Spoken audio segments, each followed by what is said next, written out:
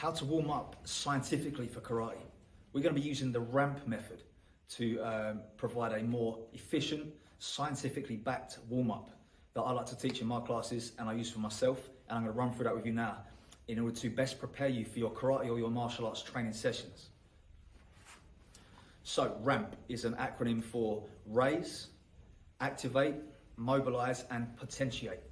Okay, I'll go through each of those points, what they mean, and we can sort of put together a warm-up from that idea.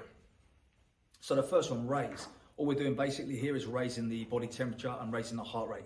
This can obviously be done in normal ways like jogging, any kind of movement really, skipping, jogging, rowing, cycling. In the dojo, of course, we can just be running up and down or on the spot even, this kind of thing, just to get the heart rate up, the blood flowing through the body and raise our body temperature ready for the work ahead. The second one, A, is for activate. What we're doing here is we're activating the muscles that we're going to be using throughout the session. Obviously, a karate session is a full body thing, so we're going to be trying to activate all the muscles through the body as much as we can.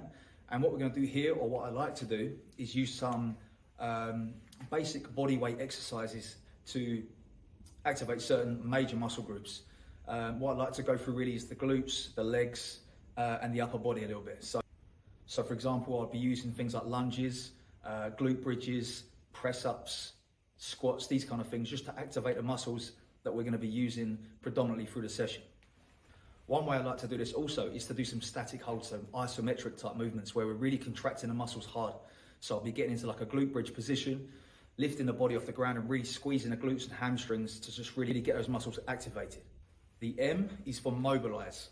Mobilize is basically to start, mobilizing our joints, taking our arms and legs through their full ranges of motion. I have many videos on this channel where I'm doing various different mobility exercises. So we could be doing things like arm swings, hip rotations, swinging the legs, dynamic type stretching movements. More so than static, to be honest. We want to be doing some mobilizing, dynamic type stretches. Static stretching prior to training has been shown scientifically to actually reduce power output.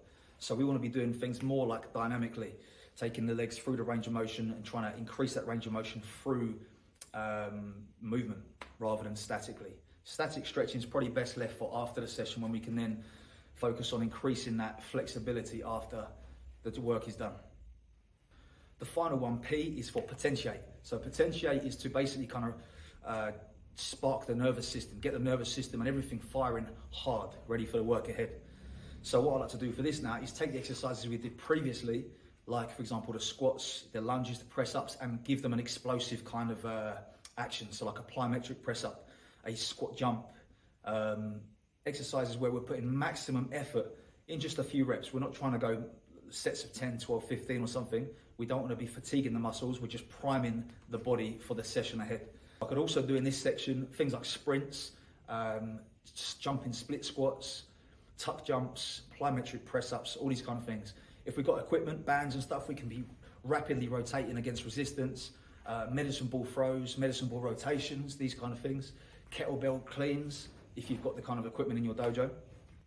Anything that's going to really use a lot of effort for a few reps just to get the body firing, okay? Because obviously we've come from a resting state before the session, and now we want to be ramping our body up, as the name suggests, ready for the work of the class ahead.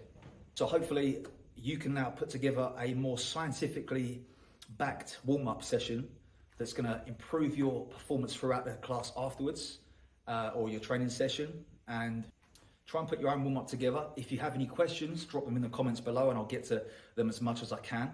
If you are interested in our online training community with myself, Nat Hearn and Trevor Hannan, there's a 7-day free trial. So if you want to check that out, you can try it for free. It's in the description of this video, so hopefully see you over there. Otherwise, I'll see you next time.